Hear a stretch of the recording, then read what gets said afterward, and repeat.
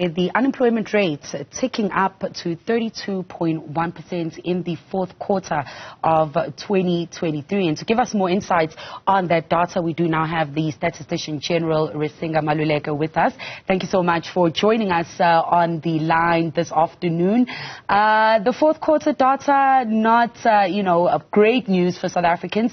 Unemployment back up at 32.1%. Could you talk us through what the drivers there were? Ntokozo, let us take the situation from the third quarter in 2023.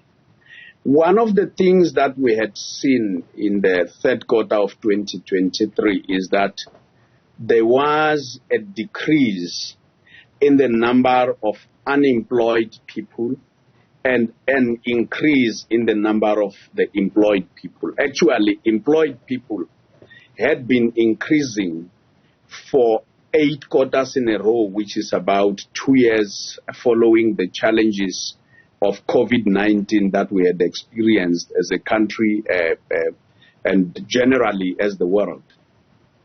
Having said so, in the fourth quarter of 2023, which we are reporting on today, we have seen for the first time a decrease in the number of employed people by 22,000 persons. And indeed, the number of those that are employed as well has increased by 46,000. So when you have such, has decreased by 46,000 people. So when you see those numbers moving like that, the shifts that are moving, and I need to correct again, I'm saying the number of the employed has decreased by 22,000. The number of the unemployed has increased by 46,000 people. So when you see such movements, it means that the unemployment rate will increase. And in this regard, the unemployment rate has increased by 0.2 of a percentage point from where we were sitting at 31.9%. It's now sitting at 32.1% as of the fourth quarter 2023. And of course, we can look at the industries that have contributed the most in the job losses, particularly in community and social services. We have lost 171,000 jobs. We have also lost in construction 36,000 jobs. And indeed, we have lost in agriculture 32,000 jobs. And we were certainly speaking to, the construction industry and the headwinds that it faces there.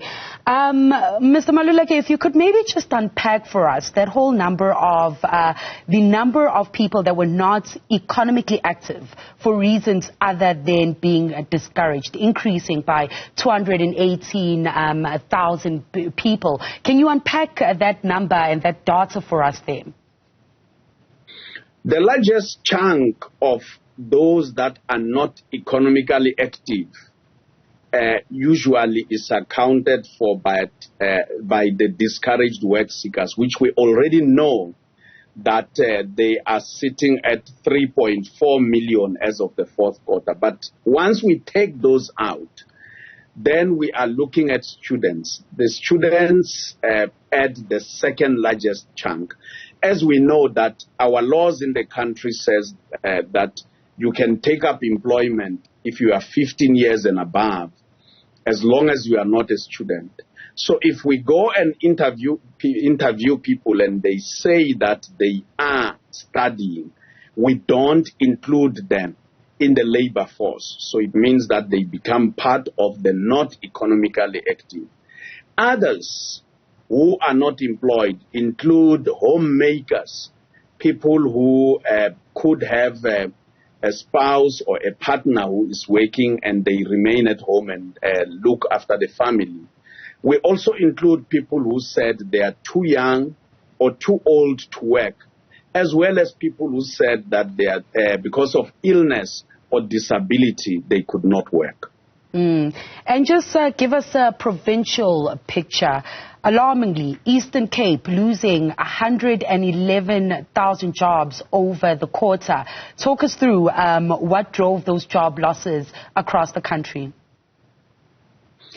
The Eastern Cape has consistently been having the highest unemployment rate in Ntokozo, as in official terms. And when we say official terms, it's because according to the National Development Plan, we are tracking the narrow definition in terms of unemployment. And the narrow definition means that we exclude the discouraged work seekers or people who didn't look for employment and only look at people who are actively looking for employment. So the Eastern Cape has been leading. It is followed by the Northwest in terms of the official unemployment rate, sitting in the regions, the Eastern Cape sitting in the regions of about 38%, followed by the Northwest. But the Northwest has been having a lot of people who have been moving into that province, particularly in the mining towns. And as and when they look for employment and they are not employed, then we count them there. But when you go expanded, then we include your discouraged work seekers as well as other people who looked for employment. Who didn't look for employment but would have taken it had it been available. Now, when we include those, the Northwest has the highest expanded unemployment rate, sitting in the excess of 52%. And of course, it is followed by the Eastern Cape and other rural provinces. The one province that has the lowest unemployment rate, both official and expanded, is the Western Cape.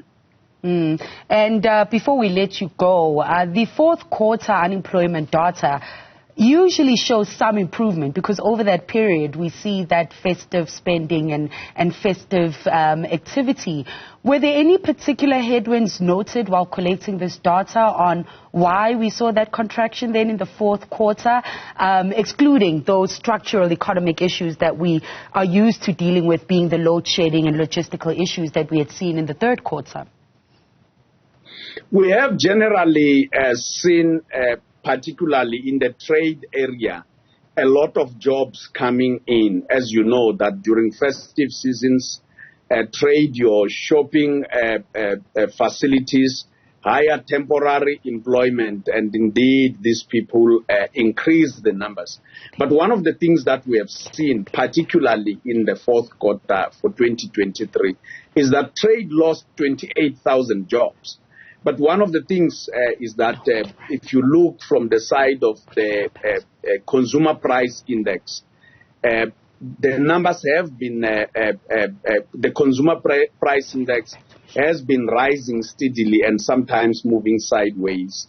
And when people don't have money or prices are going up, people don't spend. And then your trade cannot hire as much people as we have seen seasonally in the fourth quarter. And that's what we have seen particularly. But we have also lost jobs in the areas of community and social services, particularly in education as well as in defense. These were the biggest contributors, particularly in the fourth quarter. Risenga Maluleke, thank you so much for joining us and giving us those insights. Of course, that's the Statistician-General